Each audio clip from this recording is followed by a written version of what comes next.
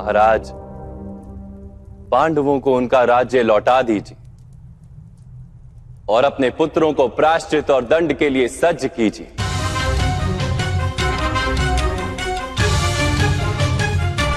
उनके प्राण नहीं जाएंगे, मैं वचन देता हूं, किंतु उन्हें अपने सम्मान को छोड़ना होगा। यदि इतना मान्य है तो यह युद्ध टल सकता है।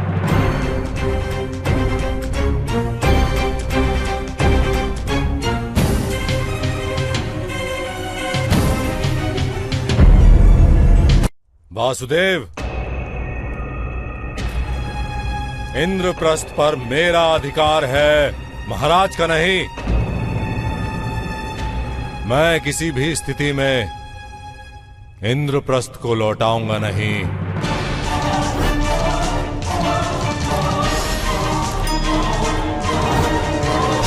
और जब तक पांडव इंद्रप्रस्थ के राजा नहीं, उन्हें युद्ध का अधिकार ही नहीं। वासुदेव, अन्याय के विरुद्ध युद्ध करने का अधिकार सबका है युवराज। ये तो पांडवों की उदारता है कि इतने वर्षों तक उन्होंने युद्ध नहीं किया, महाराज का सम्मान किया पद पद पर। वास्तव में किसी भी स्थिति का अंत उस स्थिति के आरंभ से ही निश्चित हो जाता है। नीम के वृक्ष पर आम के फल नहीं लगते कभी। महाराज, इस संघर्ष का आरंभ भी उसी दिन हो गया था जिस दिन महाराज पांडु का देहांत उस वन में हुआ था और उनके पुत्र हस्तिनापुर पधारे थे।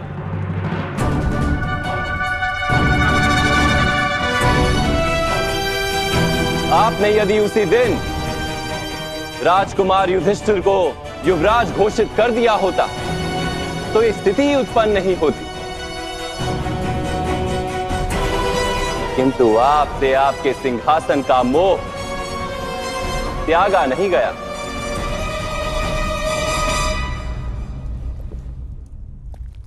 ये आप किस प्रकार की भाषा का प्रयोग कर रहे हैं वासुदेव? आप शांति का प्रस्ताव लेकर आए हैं या संघर्ष का आवाहन देने? गांधार राज, सत्य को अपमान वही मानता है जिसे असत्य से कोई लाभ हो। किंतु सत्य तो यह है वासुदेव कि एक राजा का पुत्र ही राजा बनता है। किंतु आप तो कार्यकारी राजा हैं महाराज।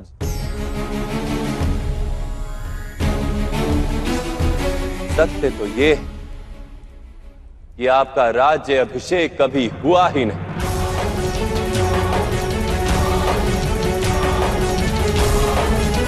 तो आपके पुत्रों को सिंहासन किस प्रकार प्राप्त हो सकता है?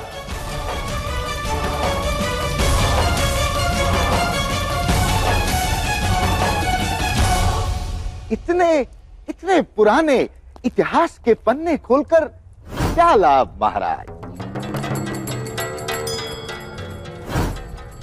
वासुदेव, सत्य तो यह है कि युद्ध सभा के अंत में पांडवों ने स्वीकार किया था कि वो 1 वर्ष का अज्ञातवास भोगेंगे,